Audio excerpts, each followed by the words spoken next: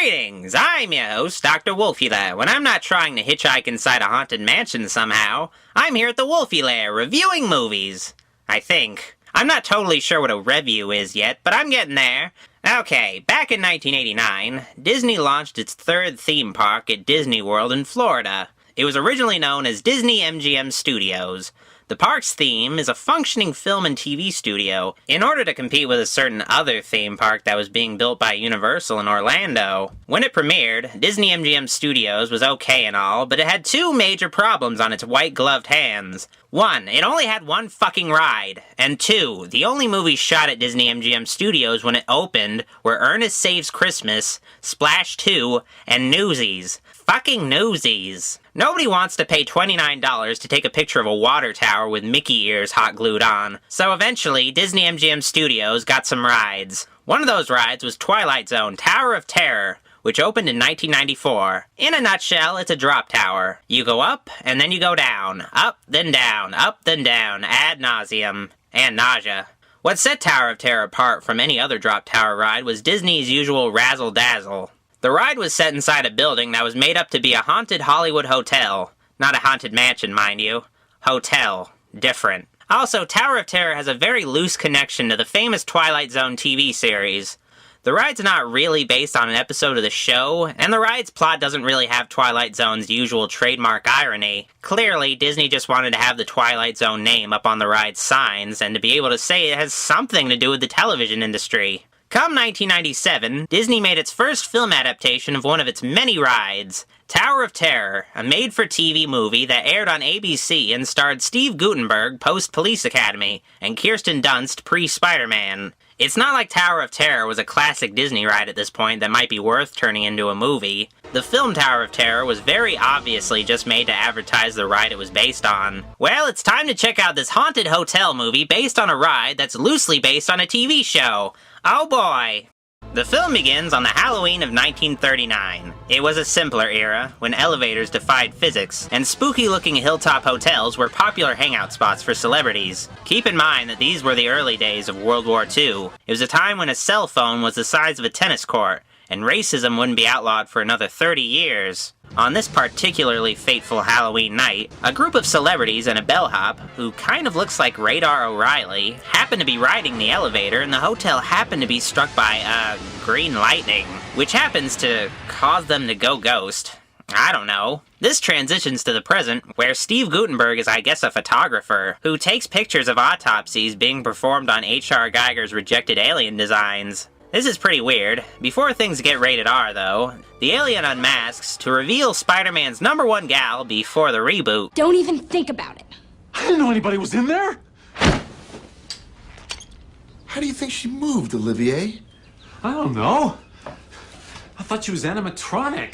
Wow, Kirsten Dunst had the body of Ben Affleck Batman back in the 90s. As it turns out, Steve Guttenberg is a photographer named Buzzy Crocker, who not only has one of the best porn star names ever, but also takes staged pictures for cheap tabloids. You know, those hokey newspapers you see at supermarkets with ridiculous headlines like, Bigfoot kept lumberjack as love slave, or Arnold Schwarzenegger elected governor. Yeah, right, like that'll ever happen, get real. Buzzy happens to be assisted by his niece Anna in faking these headline stories. Well, I suppose there are creepier things you could be doing with your uncle.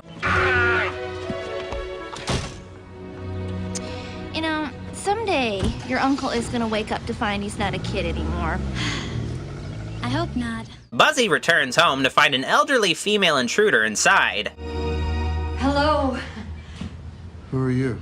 Instead of calling the police, Buzzy listens to what the crone has to say. Not only is the woman a fan of his, she also has a potential story for him involving the Hollywood Tower Hotel. Does this building look familiar? You know, the spooky building from earlier. Halloween night, 1939. 5 people disappeared mysteriously from the elevator, including Sally Shine, child movie star.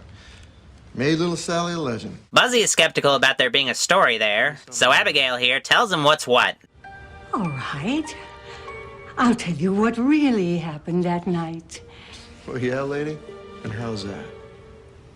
Because, young man, I was there. I'd like to mention that this movie came out 2 months before Titanic. Just putting that out there. After dropping that bombshell, Abigail goes on to tell Buzzy that the reason why those celebrities disappeared in that elevator was because a nanny named Miss Partridge was a witch who cast an evil spell on the child star she took care of, named Sally Shine. As a child, Abigail apparently got all of this info from just seeing Miss Partridge laughing one time.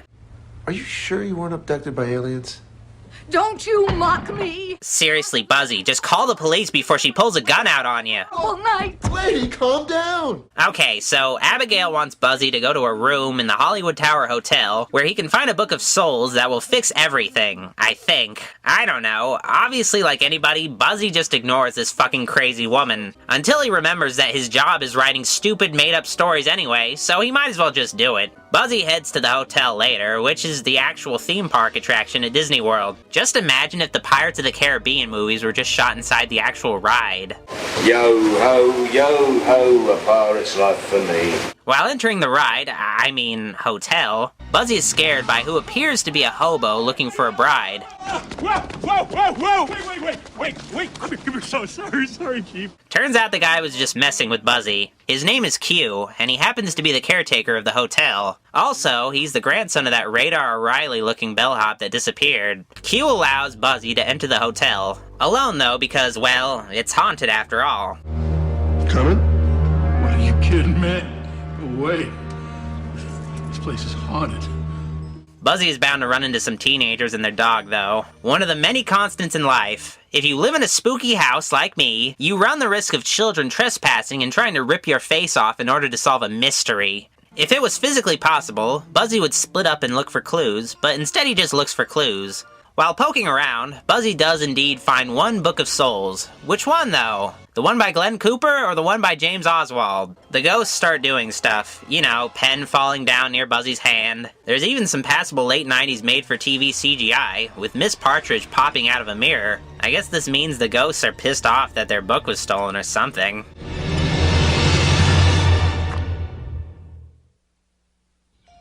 Now that Buzzy has an actual ancient evil artifact with untold magic powers, he might have a good story on his hands, but he'll also need a stupid fake picture of his niece dressed like a ghost to go with it. So Buzzy tries to convince his sister to give him access to Anna for another photo shoot. Of course, an uncle taking his underage niece alone to a hotel for the night to take some, pictures raises quite a few red flags. It's a cool story that people care about, and it could get Uncle Buzz back into a real newspaper.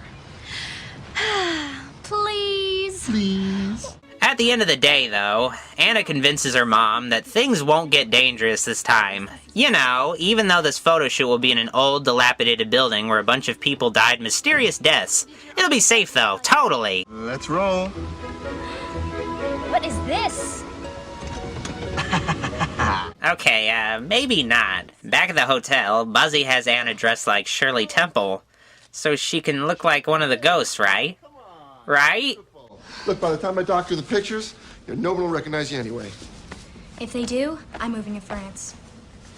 Excuse me? Then somebody walks in. Oh, thank God. This lady is an actress named Claire, who is hired to be another ghost for the photo shoot, and it seems like Buzzy is enamored by another girl who looks way too young for him. Turns out she is too young for him. Oh, it's the dress, right? It's too much. I knew it. I've got others. I'll go change. No, it's not the dress. It's just you're too young. Miss Partridge, she's an old witch. Sorry I bothered you.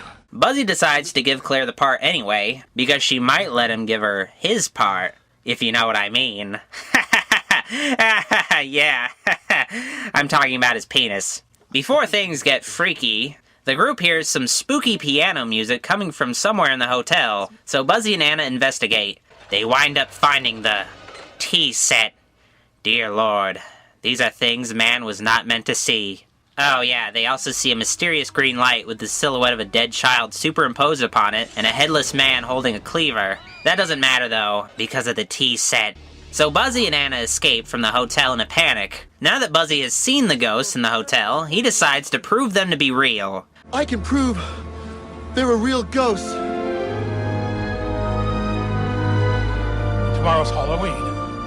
I don't see what that has to do with anything. Later, Buzzy meets up with his ex-girlfriend Jill, who is a newspaper editor or something, in order to pitch his haunted hotel story. Nobody knows the story because nobody's got what I got. I got the why. I got why the biggest child star in history went. I'd say that's an appropriate sound effect for the death of a child. Buzzy tries to convince Jill to back him up on this haunted hotel story, but it goes without saying that she's a little skeptical of the whole ghost premise. Why can't it just be about the truth? This is the truth. That's what you said 5 years ago.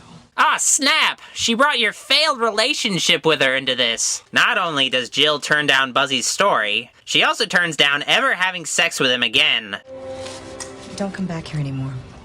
These are some pretty cold relationship issues for a Disney film that's meant to promote a theme park ride. Back at home, Buzzy finds out from Abigail that not only did Sally Shine die in that elevator, she's also been burning in hell for 60 years. Miss Partridge used black magic to banish Sally to the underworld for an eternity of pain. Man, Disney, you're really outdoing yourself with the whole frightening children thing. Apparently, though, the ghosts in the hotel can still be saved by Buzzy and his crew, but they'll have to do it on Halloween because it's the anniversary, I think. Also, they need to do a scavenger hunt for items that belong to the ghost because, well, you know what? It doesn't matter. It's not like this movie is supposed to be an instructional tape for saving ghosts from damnation anyway. On the day of Halloween, the gang returns to the hotel to remove the 60-year-long curse, but that can wait because Buzzy needs to take some pictures of Claire for his own private use. Anna gets tired of waiting and goes into the hotel on her own. Buzzy and Claire are out and about on the hotel grounds, where Buzzy mentions that his main goal is just to get a good story. I thought that you wanted to help the ghosts. What, with some bogus voodoo? Get real. Look, Abigail's a sweet little old lady, but she's Dad's not a strange planet. Wait, Buzzy's willing to believe that ghosts are real, but he thinks a magic spell that can free ghosts is just plain nuts? Okay then. Claire seems to be very displeased to hear that Buzzy doesn't care about the ghosts. I wonder why. Back inside the theme park ride, hotel, Anna witnesses the symbiote from Spider-Man 3 unleash itself, so she tries to avoid this potential career mistake by running away, only to find some characters from the board game Clue that want to kill her. It's you. Checking in. You're a bad girl. This is gonna get freaky, isn't it? Very bad girl.